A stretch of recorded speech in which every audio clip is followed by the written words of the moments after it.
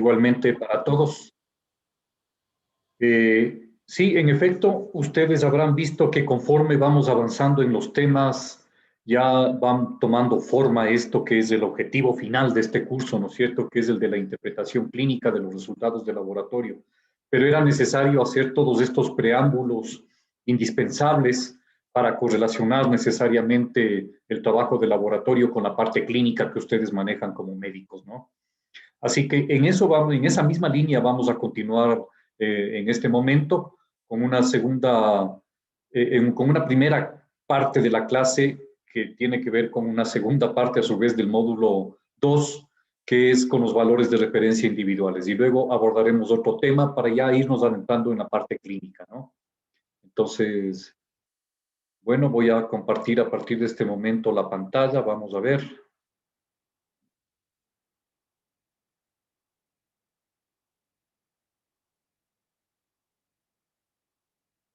Ya. Quisiera, por favor, una confirmación que estamos viendo la presentación. Sí, todo perfecto. Vamos. Ya, muy bien. Entonces, estamos en nuestro curso de interpretación clínica de análisis de laboratorio, el segundo módulo que habían iniciado ya ustedes en la sesión anterior con la doctora Denise Costales, que tiene que ver con la interpretación de los valores de referencia o los intervalos de referencia, como me imagino ella les habrá explicado, ¿no? Y el tema que nos convoca en esta tarde es específicamente los valores de referencia individuales. Bueno, me adelanto a decir que aquí les estamos denominando como valores de referencia, pero en realidad no es algo que el laboratorio nos va a reportar como tal, como los valores intraindividuales, que es o mejor dicho, interindividuales, que es lo que estamos acostumbrados a ver en un reporte de laboratorio, sino más bien hacer una comparación del historial de resultados que tiene un paciente. Pero mejor vamos entrando en materia para ir viendo qué es lo que pasa. Aquí tenemos esta caricatura, ¿no? En donde vemos ahí un rango, ¿no es cierto?, de las pruebas de laboratorio, el bajo, el rango normal y el valor alto. Aquí tenemos esta paciente, pobrecita, en muy malas condiciones, y el médico muy feliz, muy contento, le dice, buenas noticias. Su prueba indica que usted está dentro del rango normal. Entonces está señalando aquí este punto que está muy cerquita al nivel bajo, ¿no es cierto? Pero está dentro del rango normal. Pero mientras tanto, lo único que tenía que hacer, perdón, es darse la vuelta y observar la condición de la paciente, ¿no es cierto? Y a veces cometemos ese error que realmente no debería pasar. Entonces, aunque esto es algo que ustedes ya deben haber mencionado, tal vez en alguna de las charlas anteriores, de todas maneras, me permito hacer a manera de un pequeño repaso, esto que significa contrastar entre lo que es intervalo de referencia, es decir, los rangos de referencia, y valores de decisión clínica. Es decir, ¿cuál es la diferencia entre estos intervalos que el laboratorio nos reporta con nuestro resultado para cada uno de nuestros analitos? Y por otro lado, ¿cuáles son los valores que nos llevan realmente a tomar una decisión? ¿Cuál es la diferencia? Vamos a ir viendo. En el intervalo de referencia están tomados o están calculados, están investigados con base en una población específica, ¿no? Ya habrán visto ustedes en algún tema anterior cómo hacemos una selección de la población, de los individuos que vamos a tomar para poder calcular esos rangos de referencia. Están basados en métodos estadísticos, es realmente un trabajo estadístico específico y puramente matemático, podríamos decir, que tienen como objetivo, como dice acá, separar un individuo sano de uno enfermo, o bien sugerir la necesidad de nuevos estudios, que un resultado se encuentre dentro del rango de referencia o por fuera del rango de referencia, a lo mejor nos conlleva a tomar decisiones posteriores en cuanto al propio diagnóstico, ¿no? No son de aplicación universal y realmente este es el criterio por el cual no les denominamos valores normales, ¿no es cierto? Como decía en la caricatura anterior, como ustedes habrán comentado anteriormente, sino que dependen de muchos factores, de los factores de variabilidad analítica y de los factores de variabilidad biológica, en definitiva. Como por ejemplo los valores para bilirrubina, porque es obvio, no es lo mismo un nivel de bilirrubina en un recién nacido a término que en un recién nacido prematuro o que en una persona adulta. La fosfatasa alcalina es otro ejemplo clarísimo. como la fosfatasa alcalina tiene actividad enzimática durante una actividad metabólica durante el crecimiento óseo, los valores de fosfatasa alcalina suelen ser más elevados en niños, ¿no es cierto?, que en adultos. La hemoglobina lo mismo. Hay 4 factores que ustedes conocen que de forma fisiológica hacen que cambien los valores de hemoglobina, de hematocrita o de eritrocitos. Y estos son la edad, ¿no?, el sexo, la altitud geográfica en donde se encuentra la persona, porque como sabemos en la altitud los valores tienden a ser más altos por la hipoxia ante la menor presión atmosférica y por lo tanto la menor concentración de oxígeno. Y en cuarto lugar, en mujeres embarazadas, ¿no es cierto? Son 4 factores por los cuales fisiológicamente cambian los valores de hemoglobina. Entonces, estos 3 ejemplos, fíjense ustedes, son clarísimos respecto a lo que estamos diciendo acá, que los intervalos de referencia no pueden ser de aplicación universal. Vamos a ver qué es lo que nos dice respecto a los valores de decisión clínica. Estos están basados, en cambio, en estudios clínicos, es decir, que estamos haciendo no solamente la medición analítica dentro del laboratorio, sino que estamos poniendo sobre la mesa varios otros parámetros, los factores de riesgo principalmente de los individuos para tomar una decisión. Y por ello mismo es que se definen por consenso. Mientras acá habíamos dicho que se basan puramente en métodos estadísticos, acá en los valores de decisión clínica son definidos en consenso. La Asociación Americana para la Diabetes, la Organización Mundial de la Salud, la Federación Internacional de Química Clínica, en fin. Todas esas, la Asociación Americana del Corazón, ¿no es cierto?, la American Heart Association, en fin, todos esos organismos internacionales que se reúnen, ¿no es cierto?, en sus simposios anuales o bianuales y que ponen sobre la mesa todas estas condiciones, todas estas características y estudios para obtener un consenso que va a ser de aplicación universal. Y no son valores fijos, sino que pueden variar en función de la sensibilidad o la especificidad deseadas. Hay un ejemplo clarísimo, me voy a saltar un momentito esta característica para ir directamente al ejemplo, el perfil lipídico, ¿no es cierto?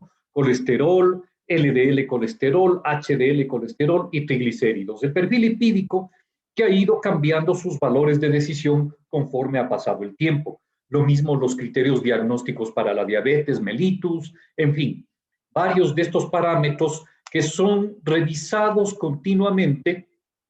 Por ejemplo, el del perfil lipídico, como dice acá, está reportado como deseable, riesgo alto o riesgo alto. Y están recomendados, ¿no?, por la National Cholesterol Education Program. Es este organismo internacional de los Estados Unidos, pero es de aplicación internacional, ¿no es cierto?, que mediante estos consensos denominados ATP, el ATP3, que es el más actual del 2020, ¿no es cierto?, que es lo que tiene que ver con el Adult Treatment Panel, ¿no es cierto? Es decir, cuáles son las decisiones o cuáles son los valores que nos van a llevar a tomar decisiones clínicas. Por eso mismo son de aplicación universal, salvo unos pocos grupos de personas de acuerdo a la edad y alguna otra característica étnica. En ellos encontramos cierta disparidad en los valores, por ejemplo, de colesterol, pero en forma general podríamos decir que son de aplicación universal. No son dependientes del método de medida por lo siguiente.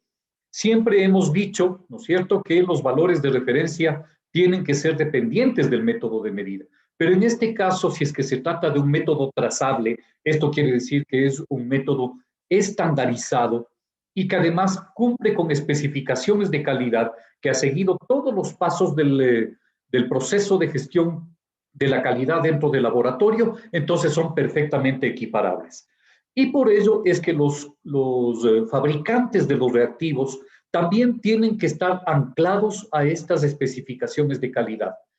Porque si no lo están, simplemente ese reactivo no puede ser utilizado para estos valores de decisión clínica, porque ya dejarán de estar aprobados y por lo tanto no se podrá aplicar estos valores recomendados por los organismos internacionales. Entonces todos están estandarizados en la actualidad, o al menos entendemos la gran mayoría de ellos, ¿no? Es una de las cosas que los laboratorios se fijan el momento que hacen la requisición a su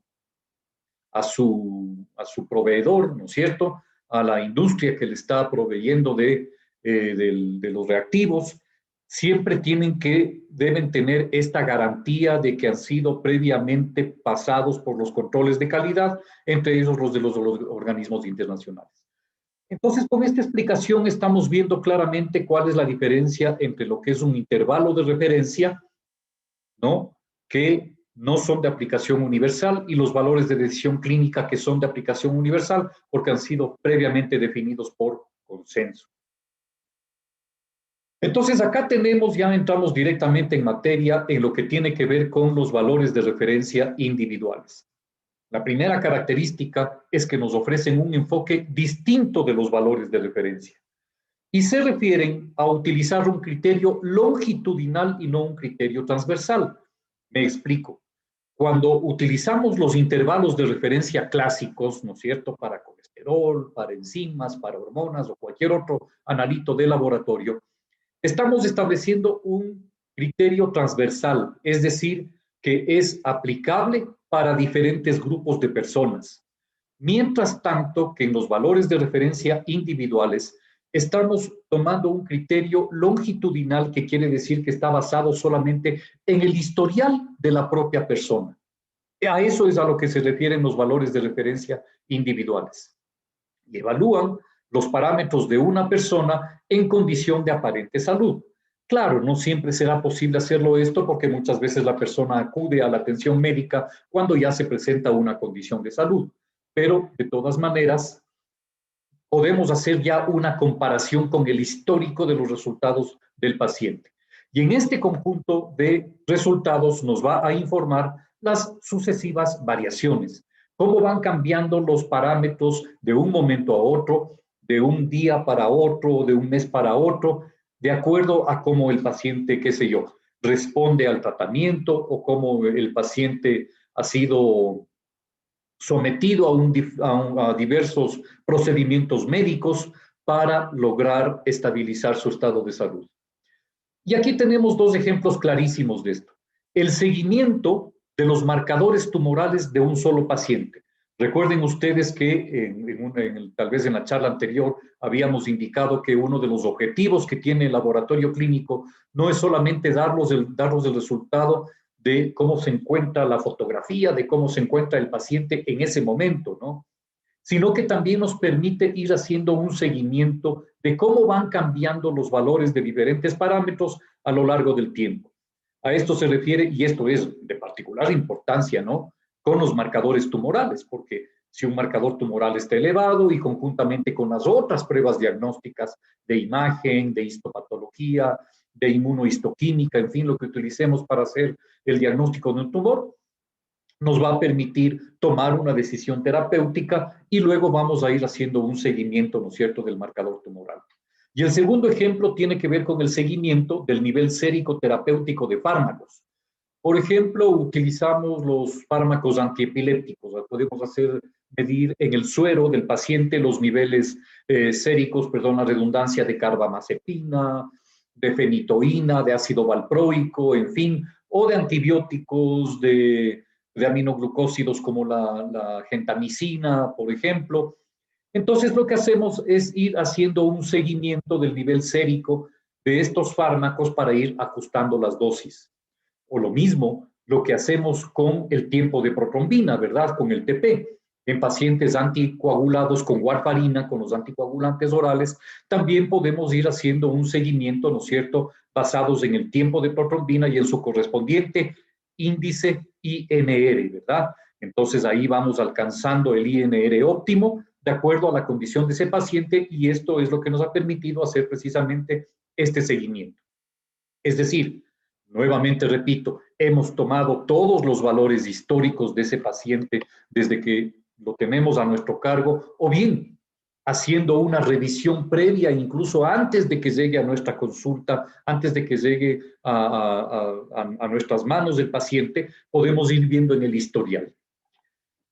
Entonces, los valores de referencia individuales lo que hacen es una referencia a la variación intraindividual del resultado del análisis. Intraindividual se refiere del propio individuo.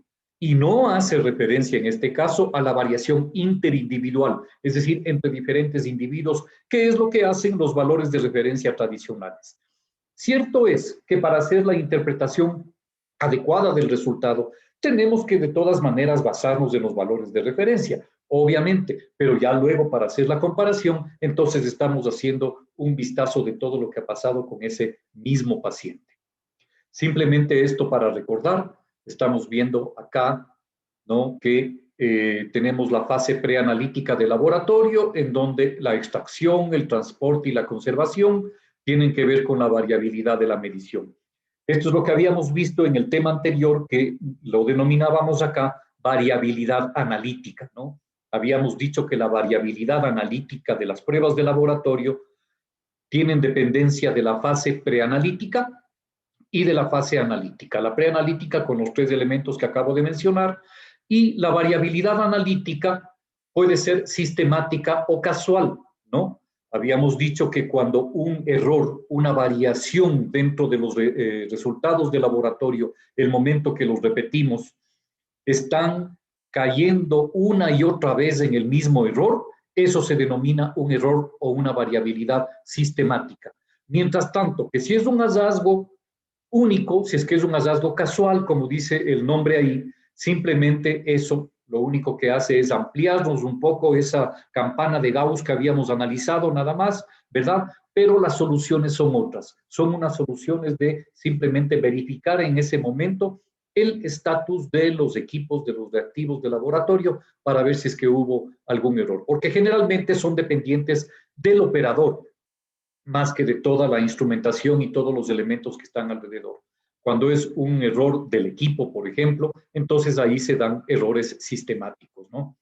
Así que esa es la variabilidad analítica, y a todo esto se le conoce como la variabilidad de la medición. Mientras tanto, que por otro lado, también están los elementos de variabilidad biológica, ¿no es cierto?, que pueden ser intraindividual o interindividual. Intraindividual es del propio paciente, de la propia persona, en donde están, por ejemplo, sus costumbres alimenticias, sus hábitos, el uso de sustancias xenobióticas y sus ritmos biológicos. Mientras que la variabilidad biológica interindividual tiene que ver con la edad. A sujetos de un mismo grupo etario les damos un valor de referencia, lo mismo individuos de un mismo sexo, raza, características genéticas y el estado de salud. A eso se refiere la variabilidad interindividual. Entonces, la variabilidad intraindividual e interindividual es la variabilidad biológica. Así que la variabilidad analítica o variabilidad de la medición, como nos dice en este gráfico, sumada a la variabilidad biológica, es lo que se conoce como la variabilidad total del laboratorio. Y lo que estamos viendo en este momento es simplemente esta parte de la variabilidad biológica, ¿no?, la intraindividual. Y de esto estamos viendo específicamente cómo sacamos provecho de los denominados valores de referencia intraindividuales. Entonces, en resumen, la variabilidad total es la suma de la variabilidad preanalítica, analítica, las dos tienen que ver con la variabilidad de la medición, interindividual e intraindividual, esto es lo que tiene que ver con la variabilidad biológica. Y si lográramos estandarizar estos 3 primeros, es decir, lográramos identificar de tal manera las fuentes de error, las fuentes de variabilidad en la fase preanalítica, en la analítica y en los valores de referencia interindividuales, entonces eso es una grandísima ventaja, porque la importancia de los datos obtenidos ya para el propio individuo adquieren una importancia absolutamente relevante. La importancia de los datos aumenta de manera relevante, como dice ahí, ¿no? Ya no estamos pensando en que esa variación de los resultados tienen que ver con estos 3 primeros elementos. Ya están subsanados, ya están estandarizados y están siguiendo un estricto control de calidad. Mientras tanto que cualquier otra variación que vaya apareciendo a partir de entonces tendrá que ver con la variabilidad intraindividual, es decir, la del propio individuo. Y esa es la que nos interesa a la hora de tomar una decisión clínica. Características de los valores de referencia individuales y qué es lo que nos ha permitido, qué es lo que nos permite en la actualidad, o nos facilita, mejor dicho, obtener valores de referencia individuales? Tres cosas. En primer lugar, una mayor disponibilidad actual de los datos históricos de un paciente. Porque gracias a la informática, gracias a la computación, ahora la gran mayoría de los laboratorios, especialmente de los laboratorios grandes, que están unidos, ¿no es cierto?, a un servicio de salud complejo, entonces tenemos ya a disposición todos los archivos que tenemos ahí en los discos duros, ¿no es cierto?, de las computadoras, y nos permiten, por lo tanto, ir dándonos cuenta de qué es lo que pasó previamente. Entonces, cuando enviamos una muestra al laboratorio o le enviamos al paciente para que se obtenga una muestra dentro del laboratorio y es una prueba de seguimiento o de control, entonces fácilmente podemos entrar al archivo de ese paciente y podemos darnos cuenta cómo ha ido cambiando. Se me ocurre un ejemplo en este momento. Una paciente, qué sé yo, de 25 años, que ha sido diagnosticada de un microadenoma hipoficiario que le ha llevado a una hiperprolactinemia, ¿verdad? Entonces está recibiendo un tratamiento, ¿no es cierto?, a lo mejor cabergolina, qué sé yo, para mejorar esos niveles de la prolactina, y le vamos a hacer unas mediciones seriadas de prolactina cada 3, cada 4, cada 6 meses, dependiendo de lo que opte el médico tratante, ¿no? Entonces, es importante que al laboratorio le hagamos conocer el resultado previo o bien que le alertemos que esta paciente ya es de seguimiento. Entonces, el propio laboratorio puede ir a sus archivos y puede recaudar esos resultados anteriores para ir viendo qué es lo que pasó. Y aquí toma igualmente una gran importancia la información clínica que nosotros le brindemos al laboratorio en nuestro pedido cuando lo consideremos relevante, cuando lo consideremos importante. En este ejemplo que acabo de decir, por decir algo, es realmente importante que nosotros le digamos al laboratorio que es una paciente diagnosticada con un microadenoma hipoficiario o que a lo mejor tiene un trastorno endocrino de tal tipo y que por lo tanto está recibiendo un tratamiento con tal determinado fármaco y que por lo tanto vamos a continuar con las mediciones seriadas y el laboratorio va a tener mayor confianza. Eso no quiere decir que el laboratorio se va a ver confiado de que los resultados van a permanecer estables a lo largo del tiempo, porque si no, ¿para qué hacemos la prueba? Sino que simplemente va a saber que si el resultado que estaba elevado 5 veces el valor de referencia hace 1 año y medio, ahora, ¿por qué ya está solamente elevado 2 veces el valor de referencia? ¿Por qué? Porque recibió un tratamiento, está siguiendo medidas terapéuticas y por lo tanto eso nos permite tener confianza en el resultado que se está reportando.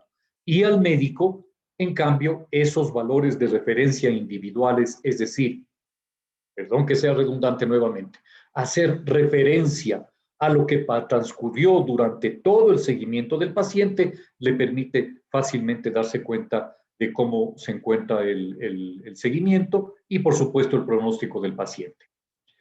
La segunda gran ventaja es que las bases de datos conectadas en red nos han permitido también hacer eso. En los grandes hospitales, por ejemplo, ahora se puede tener conectado en red no solamente entre servicios, sino también conectada a la red propia del laboratorio.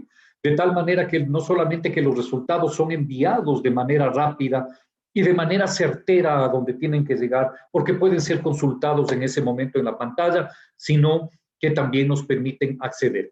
Si un paciente, por ejemplo, una paciente pasó del servicio de ginecología al servicio de endocrinología o a lo mejor al de medicina interna o a lo mejor al de cirugía, porque esa era la terapéutica necesaria para esa paciente, todos los servicios están conectados en red y por lo tanto pueden acceder al historial del paciente. Entonces, estamos utilizando esos valores de referencia individuales para hacer una correcta interpretación. Y en tercer lugar, una grandísima ventaja que tienen los laboratorios en la actualidad es la homogeneidad de los sistemas analíticos. No solamente para el análisis, sino para la validación de los resultados y para el control de calidad. Me explico. En la actualidad, existen grandes fabricantes de los equipos de laboratorio y de los reactivos. Esos grandes fabricantes son los que han acaparado la gran mayoría de los clientes, podríamos decir, dentro de los laboratorios clínicos, ¿no es cierto? Y además están utilizando sistemas estandarizados que han sido validados con base a un gold standard, a un método de referencia, como habíamos explicado también en un ejemplo la vez anterior. Es decir, que han seguido los mismos pasos de validación del método, lo cual quiere decir que hay la garantía de que pueden ser equiparables los resultados entre un laboratorio y otro. Pongo un ejemplo. Una paciente en gestación, como sabemos, aparece la beta-HCG, ¿no es cierto? Prácticamente desde el momento de la implantación. Entonces, empiezan luego a partir de ahí a duplicarse los valores de beta-HCG cada 48 horas. Duplicación cada 48 horas hasta que alrededor de las 16 a 20 semanas llega a un pico máximo la beta-HCG, a partir de lo cual empieza a declinar. Y resulta que esta paciente está con un sangrado del primer trimestre, ¿no es cierto? Primera sospecha, ¿no? Un aborto en curso, un aborto incompleto, un aborto completo, dependiendo del caso. Y necesitamos para ello, o qué sé yo, una mola hidatiforme, y necesitamos para ello hacer un seguimiento de su beta-HCG. Entonces, en efecto, la primera medición de beta-HCG a lo mejor fue cualitativa, con una prueba de la farmacia o luego comprobada con una prueba en sangre en el laboratorio, fue una prueba cualitativa, positiva o negativa. Resultó positiva, lo cual nos indica que tiene niveles de beta-HCG por encima de 25 miliunidades internacionales por mililitro, que es en lo que están la gran mayoría de las pruebas en la actualidad como límite de detección. Recuerden que en la clase anterior también habíamos hablado de este concepto de lo que es el límite de detección, ¿no es cierto? La cifra mínima del analito que es capaz de detectar un determinado método. En este caso, en el ejemplo que he puesto, 25 miliunidades. Entonces, eso nos lleva, por ejemplo, a solicitar una ecografía, si es que ya está dentro del tiempo, o a solicitar una prueba de beta-HCG cuantitativa. Entonces, el laboratorio va a aplicar otro método distinto porque la prueba cualitativa había utilizado el método inmunológico de flujo lateral, que son las pruebas rápidas, ¿no es cierto?, las pruebas POC. Pero para el método cuantitativo va a utilizar, por ejemplo, el método CLIA, el método de quimioluminiscencia. Entonces, eso nos va a permitir cuantificar la hormona. Supongamos que la paciente tiene, qué sé yo, una edad gestacional por FUN de alrededor de 4 semanas. La cifra de referencia que nos da el laboratorio para las 4 semanas está, me estoy inventando en este momento, pero puede ser que esté cercano a la realidad, entre 200 y 1.700 unidades internacionales de beta-HCG, ¿no es cierto? Y nuestra paciente tiene 500.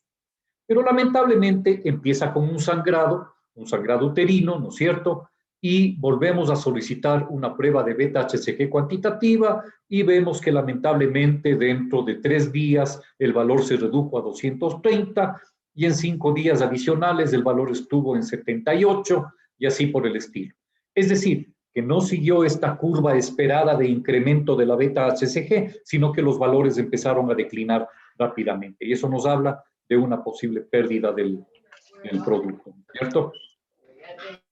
Entonces es posible que la primera medición que hicimos de beta-HCG haya sido en un laboratorio, vamos a decir en el laboratorio ABC, pero no fue posible que la paciente vaya al mismo laboratorio y recurre al laboratorio X y Z. Entonces resulta que el momento que vemos los resultados están utilizando el mismo método, aunque son 2 laboratorios distintos, nos dice que han utilizado el método CLIA. ¿Cómo nos podemos dar cuenta? Porque el laboratorio tiene la obligación de reportar el método que utilizó. Y por otro lado, en los rangos de referencia, en los intervalos de referencia. Vemos que son exactamente los mismos, aunque sean de otro laboratorio, y por lo tanto nos quedamos tranquilos porque hay una homogeneidad de los sistemas analíticos, lo cual nos permite hacer un seguimiento adecuado de los resultados de nuestra paciente. Entonces, esa es la tercera gran ventaja actual para que podamos tomar en cuenta estos valores de referencia individuales, ¿no?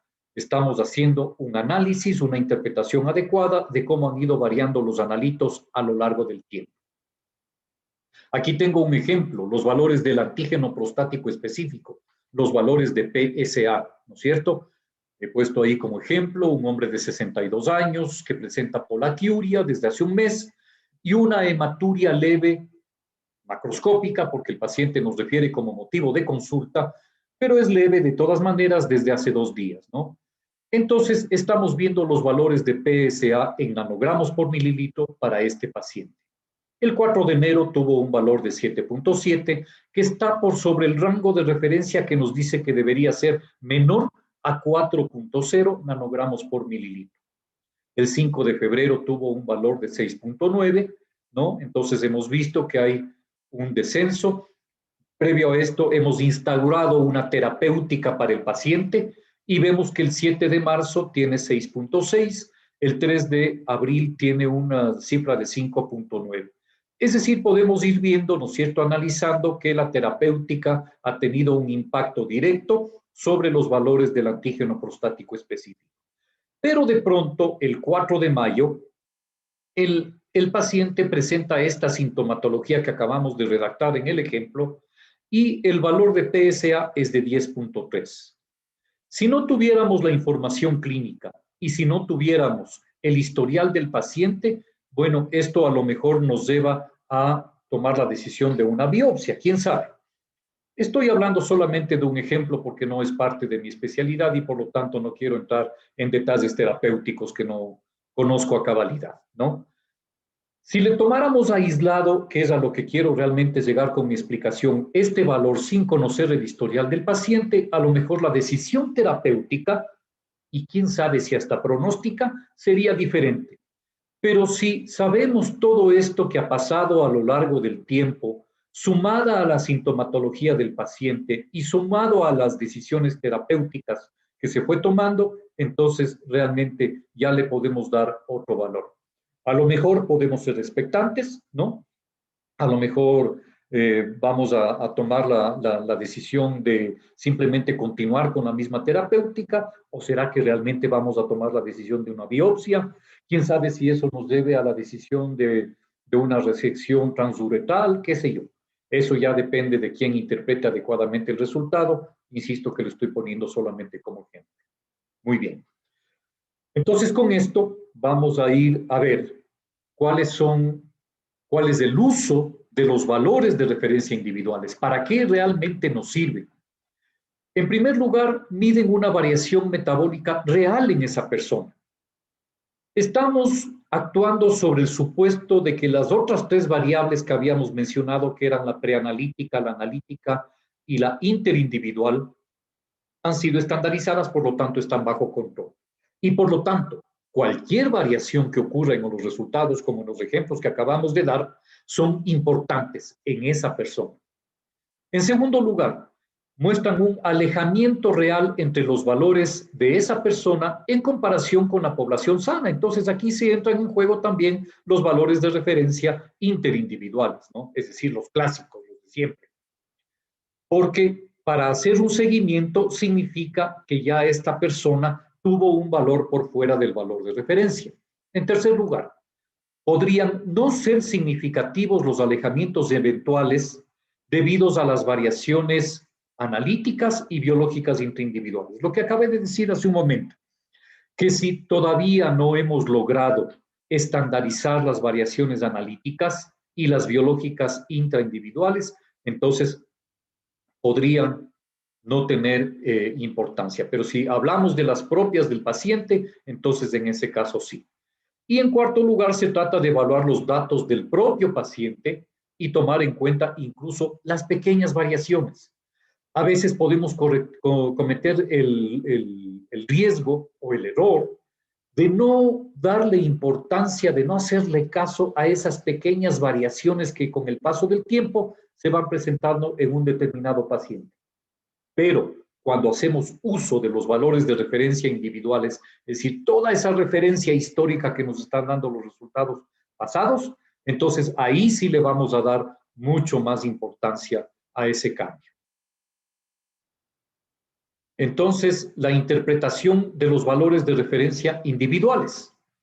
Para hacer una interpretación de estos realmente no resulta sencillo desde el punto de vista matemático y práctico, diría yo. Existen fórmulas matemáticas, algunas de ellas un poco complejas, que no les he querido yo poner acá porque no forman parte del objetivo de este curso, porque lo estamos dando en primer lugar a manera de un panorama, ¿no es cierto?, para tener claro el trabajo de laboratorio.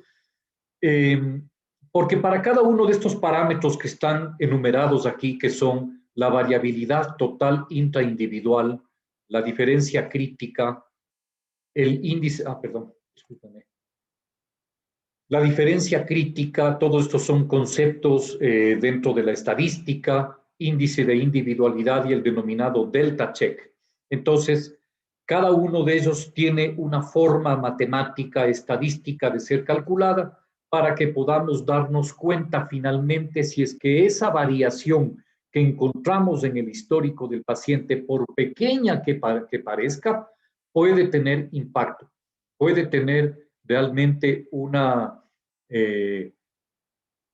importancia tal que nos conlleve a cambiar incluso nuestras decisiones clínicas.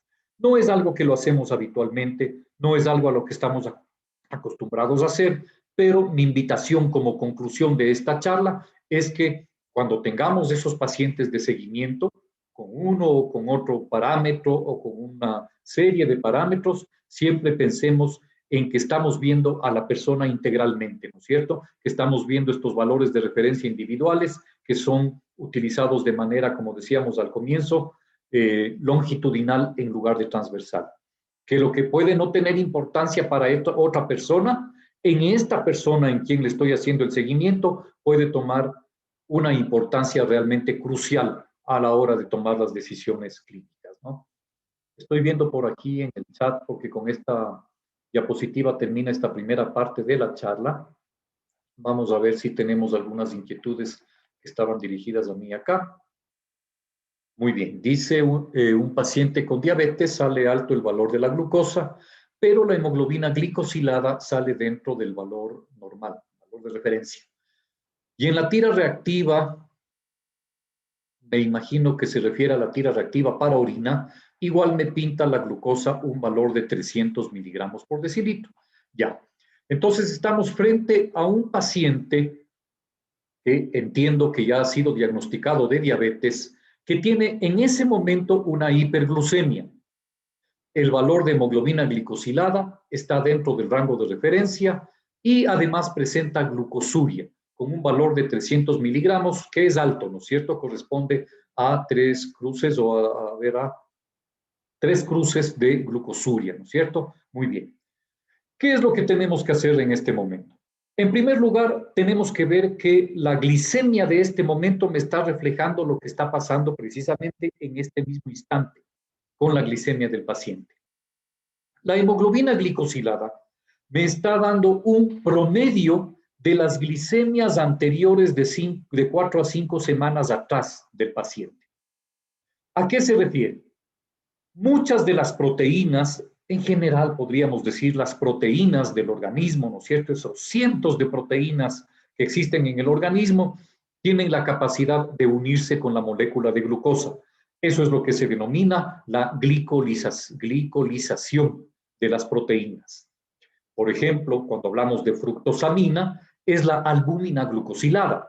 Cuando hablamos de hemoglobina glicosilada, entonces es la molécula de la hemoglobina que se ha ido glicosilando, es decir, que ha ido uniendo a su molécula partículas de glucosa. Eso es la glicolización.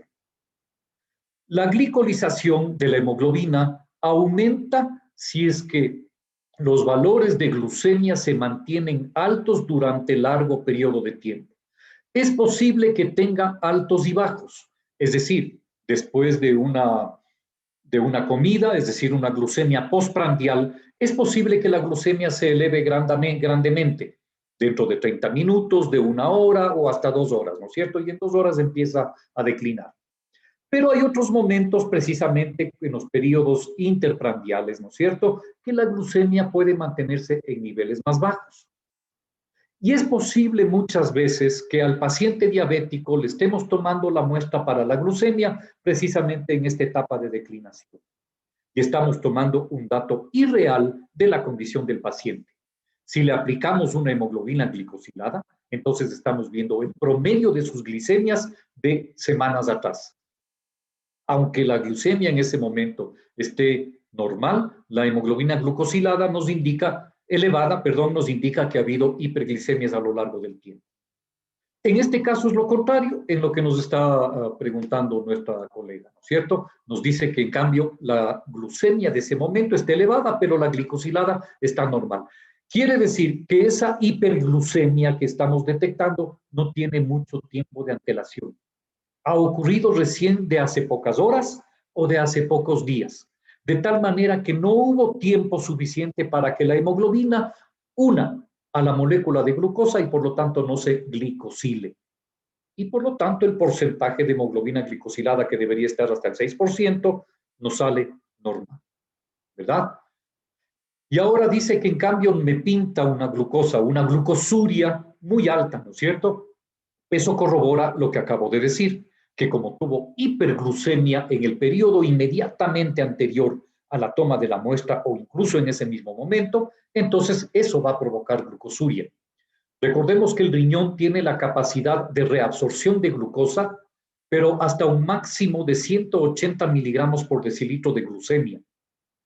Cuando los niveles de glucemia sobrepasan 180 miligramos por decilitro, esto sobrepasa el umbral de reabsorción tubular renal y por lo tanto no alcanza en definitiva a reabsorberse y se va a producir la glucosuria.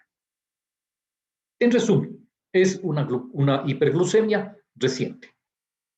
¿Cómo diferenciaría, dice otra pregunta, el intervalo de referencia con los valores de decisión clínica con sus propias palabras? El intervalo de referencia son cálculos estadísticos. Es reunir a un grupo de personas en las cuales yo busco una determinada característica con criterios de inclusión, exclusión, hago la medición del analito y obtengo el intervalo de referencia poniendo los valores en una campana de Gauss. Elimino los valores extremos y me quedo con el intervalo de referencia.